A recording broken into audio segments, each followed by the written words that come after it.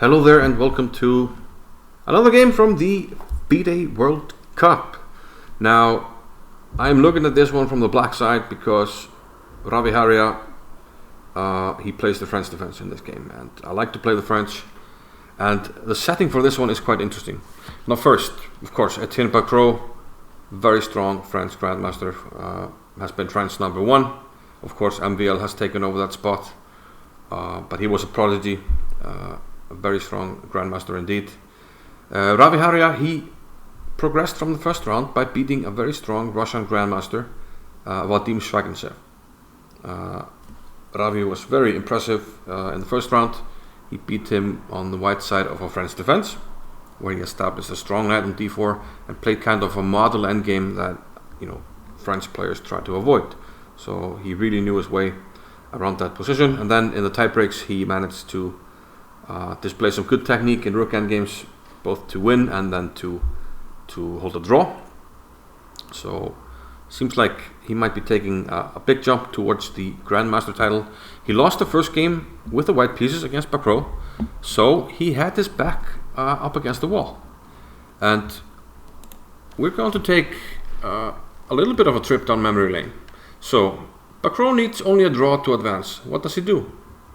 He takes on d5 and he plays for a draw. Now this can be very successful. Of course, he takes d5, it's very hard to lose. But on the other hand, if you only play for a draw, it can be difficult because maybe you take your position, your decisions become too passive, and things kind of, escalate, and things can happen. And there's a very famous game where Nigel Short with the black pieces needed to win, but his opponent, the very strong Gurevich with white, only needed a draw. And he took on d5 and he played the French defense. And this is a very famous game, which Short managed to win.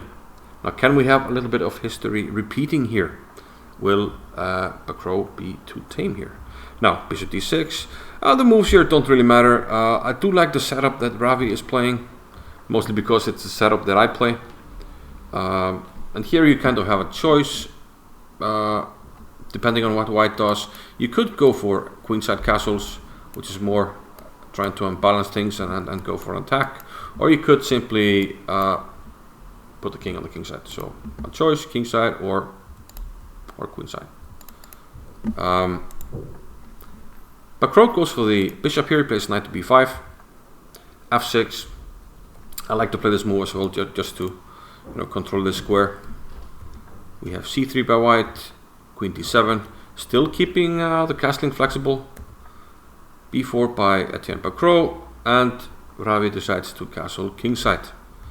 Now Bacrot takes the bishop, plays a4, and bishop to a3. Threatening b5, so the queen has to get out of the way, queen d7.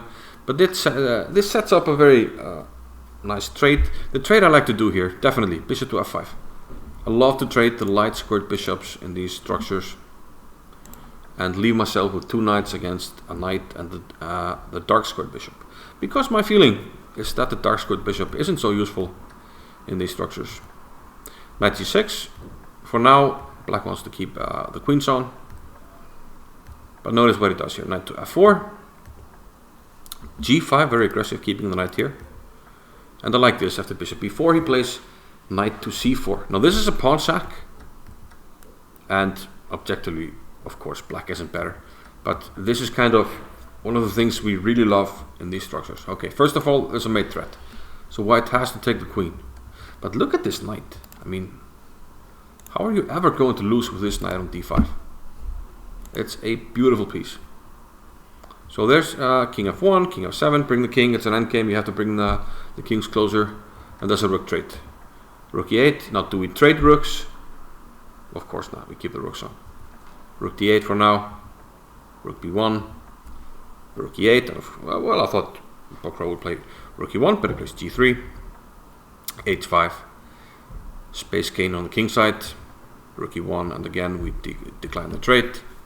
Rook to e4. And now Ravia decides to play c6, trying to, well, get some avenues, for the rook to penetrate the queen side.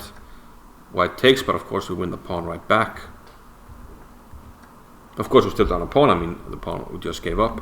But now the rook has some, some ways to maybe enter on the A file or the B file.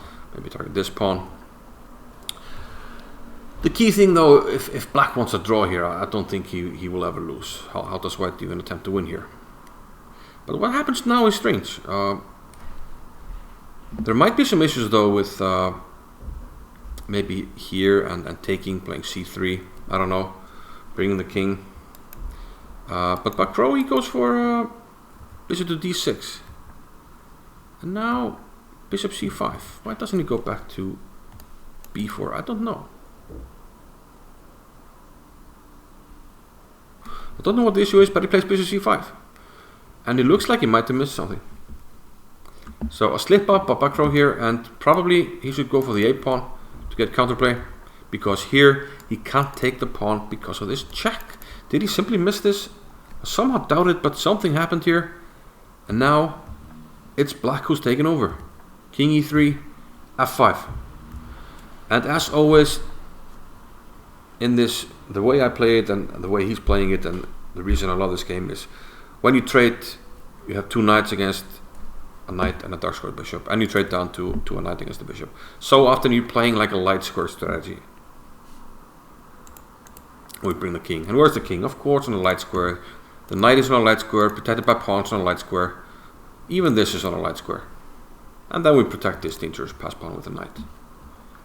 Beautiful.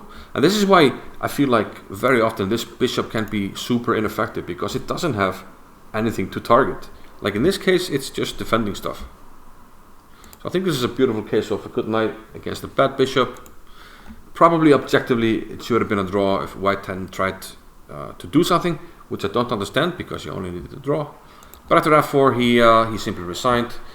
Black is opening up for the rook. Either he takes on g3 and enters with the rook, or white takes on f4 and the rook takes and then takes on f2. And this pawn is just too strong. And I guess Bacrot was very disgusted with his play, but in any case, a victory for the French. You can't just take on d5 and hope to get the easy draw. Black has his chances if he plays his cards right, and he did in this game.